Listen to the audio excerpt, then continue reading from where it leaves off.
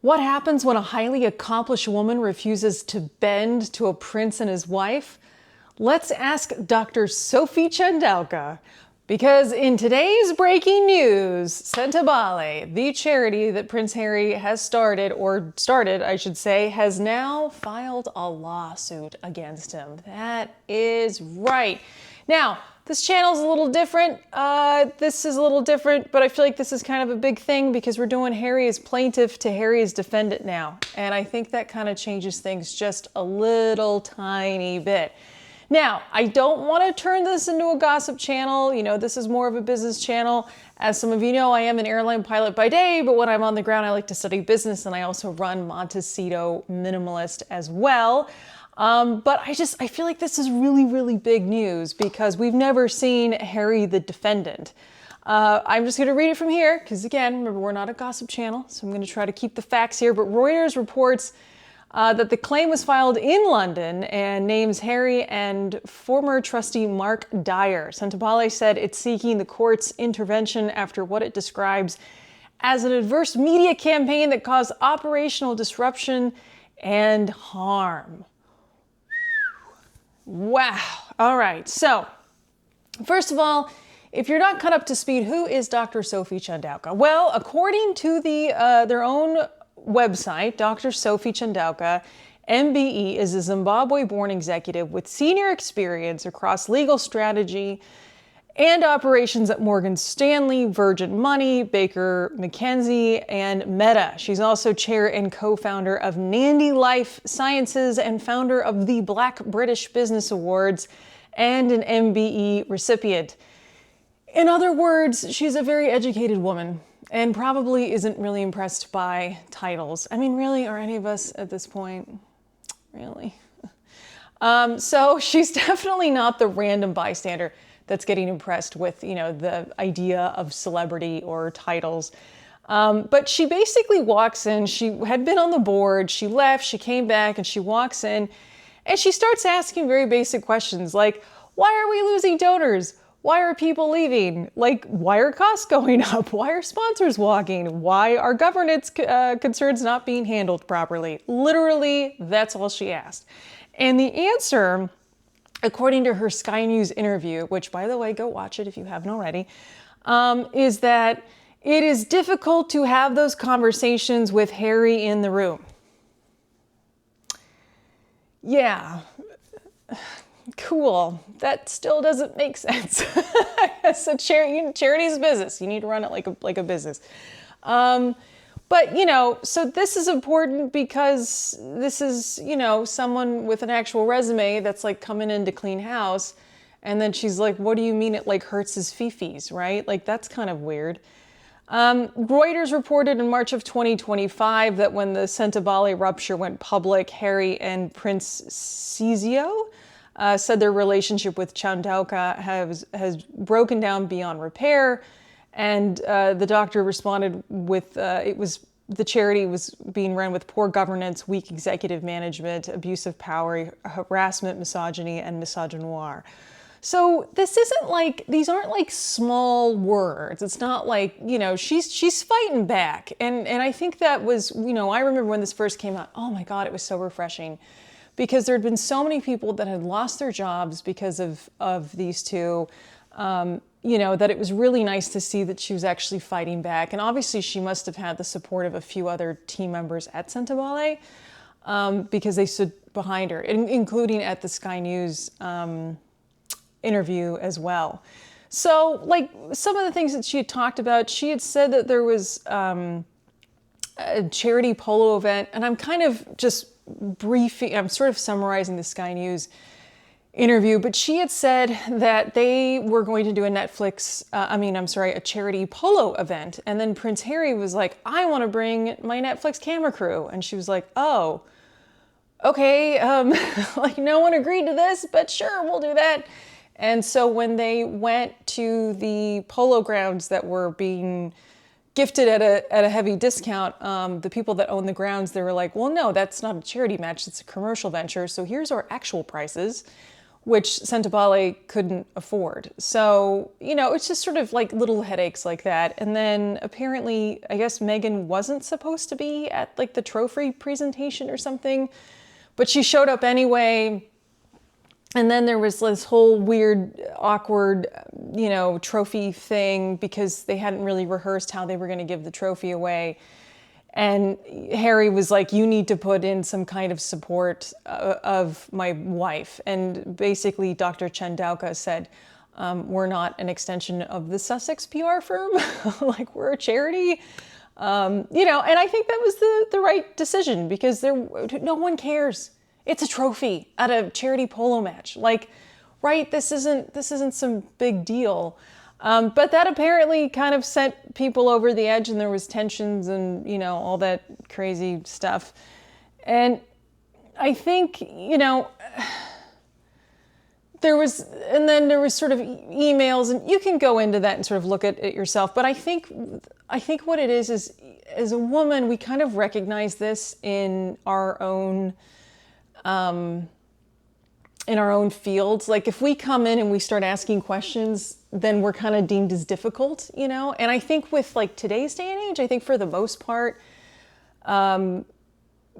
we're trying to kind of like get through it, but we've all been there. Like we've all been the one that's like, well, why don't we do it? What's going on here? Or like, why is this missing? And then we're deemed as difficult or something. So that's why I just really identified with this because we've all been there, and I am in a male-dominated field, and I love my airline now, but trust me, when you're in a male-dominated field and you're starting from the very, very bottom, there are some really poopy people out there. So, so I think all of us can identify one way or another, just being in a male-dominated world of what that feels like to just literally come in and ask questions, and then all of a sudden you're just labeled as difficult. So bless her. But yeah, and she ended up talking about in that Sky interview, she had said that, basically after that had happened, the Sussex machine had come out against her in full force. And that is something else I can identify with as well. For those of you who don't know, I run Montecito Minimalist. It's a cheeky little satirical lifestyle store. And, when I first opened it, which was about a year ago, it was totally anonymous. I wasn't on YouTube. There wasn't any articles that no one really needed to know about it. It was really just sort of a creative outlet for me, but the brand has grown. And so when the Daily Mail came out with an article about me and the company last year, it like exploded. I was getting tweets left and right. Like these people investigated and like found out the airline that I flew for. And like, thankfully I'd already told management at the airline that I fly for what was going on. And these people were like, we're going to get her fired. I mean, it was just like, it was crazy. But I will say, I have a theory. I don't know how big the Sussex squad is. Like, I hope I don't regret saying this, but like, I kind of think it's just one person behind a computer, maybe with a couple of bottles of wine in them, like angrily typing away. Because I'm like, it's kind of weird. Like all the names sort of sound the same from like the email addresses and stuff. And you're like, is it just one person with a lot of time on their hands? I don't know. Anyway. So I think what the other thing that is interesting, with Harry and Meghan, again, very polarizing figures, but people love to talk about them. I mean, I have a Spite store, because of them. But there's a lot of like, oh, well, we're going to brush this off because, this journalist was a monarchist or was an anti-monarchist, or this journalist has this issue, or it was always, or this family member's like this. And it was always sort of this like, it's that Spider-Man meme where just everyone's pointing at each other. And I don't think really like they ever really took the blame for anything, which is fine. Because, like they said, it was their truth, right? That's what Harry wrote in Spare, that it was his truth. But I think if you're connecting the dots going backwards. I think with the whole Bill Simmons grifter comment, for those of you who don't know, Bill Simmons was one of the heads of Spotify, and he was the head of podcast innovation and monetization. And in 2023, he called Harry and Meghan grifters, which I know Hollywood's kind of ruthless, but like, when's the last time you ever heard anyone speak bad about anyone else in Hollywood in those terms? Right? Like, you're kind of like, that's kind of a big deal. It's the same thing with the super agent who was like, oh, Meghan isn't necessarily talented at anything. Like, people love to talk about him, but like not for the best things out there. And so I think that that's particularly interesting just because I was born and raised in Southern California, and I know people in that industry. And some of them are very, very important people in that industry. And it's just interesting to kind of get the inside scoop, you know, like the little cheeky winks in there. And yeah, they're interesting people. But again, this isn't a gossip channel, so I'm going to leave it at that. I'm stating fact. Bill Simmons, 2023, called them grifters. That's what my notes say. But yeah, I do think that this lawsuit does sort of if people were supporters, I think this might change past criticisms. I think people might look at it a little bit more closely, especially because it's coming from, it's not just like reporters, it's like business executives, and now it's like people within the charity that he started. Yeah, anyway. So now the question is, and I did ask this on a very saintly website, subreddit, if you get my gist. But now I'm curious, and I'd like to know your thoughts as well. Do you think, with what is going on here, do you think that this is going to affect Harry's standing in the charity world? That's one. And obviously, the big thing in Invictus, I almost called it a different name, I'm sorry. I was going to combine Invictus and grifters in there. Invictus. Do you think that that's going to change? Because, you know, I don't want to like go in and do the whole gossip, you know, it's Meghan's show thing. But, you know, Invictus does not pay for the lodging of their athletes. And these are all wounded veterans, remember. So I'm curious as to what the money actually goes to, because during Invictus, and here's some screenshots, but like during that time, it's always about Meghan's outfits, and they're always really, really expensive.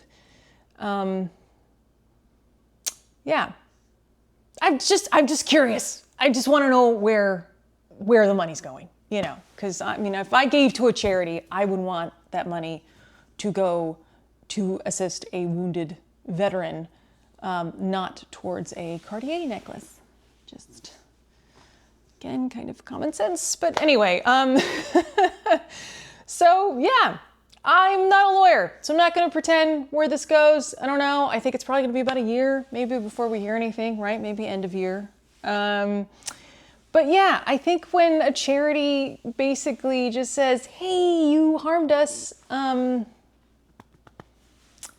yeah, I don't think that's a good look for like anyone, really, especially for the person who actually started the charity to begin with.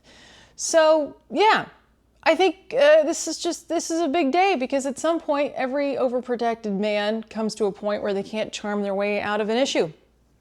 And I think this is exactly what's going on here. And, you know, Dr. Chandauka really didn't care about his title or who he was. And I think that's something that Harry hasn't really figured out about the real world is we kind of don't care. We really don't. We don't care if you're a prince. We don't care what your title is. No one really cares. Yeah, we don't care what title you had. I even wrote it down here. I'm just going to read it off because we don't care who your family is. We don't care what title you had. And we don't care how carefully your victimhood was packaged. We really don't. Just be a nice person and be cool, and like, don't be spoiled and petulant. That's pretty much what we all want, right? Don't be a poop, right? That's like the number one reason. Just stop being a poop. But in all seriousness, I think this is why this feels very sort of consequential. And this is the reason why I'm doing this kind of video, because I don't typically do these kinds of videos. But I don't think, obviously no one likes criticism, and and Harry obviously doesn't like criticism, but I don't think that criticism is what, I don't think criticism is what unsettles Harry. I think what unsettles Harry is resistance. And in Dr. Chandauka's case, I think it was very sort of like calm, methodical, like well thought out resistance, because she didn't care about his title or who he was. And I think that is what Dr. Chandauka and the rest of this lawsuit has actually brought upon Harry. And I think for the first time ever, Harry is going to have a conversation that he's been avoiding with himself his entire life, which is basically the validity of his own self-importance. Well, that's it for this video. It was nice, short, simple, and sweet. Again, really big sort of lawsuit. Thank you very much for joining me on my little corner of the internet. If you would like, I will say this, I'll plug this in. I did do, after I was bullied, I did a little Sugar Tears collection, and it is on MontecitoMinimalist.com. So there's coffee mugs, there's a little coolie, there's champagne glasses.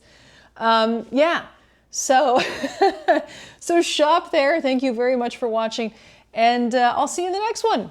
Have a great weekend, everyone. Bye.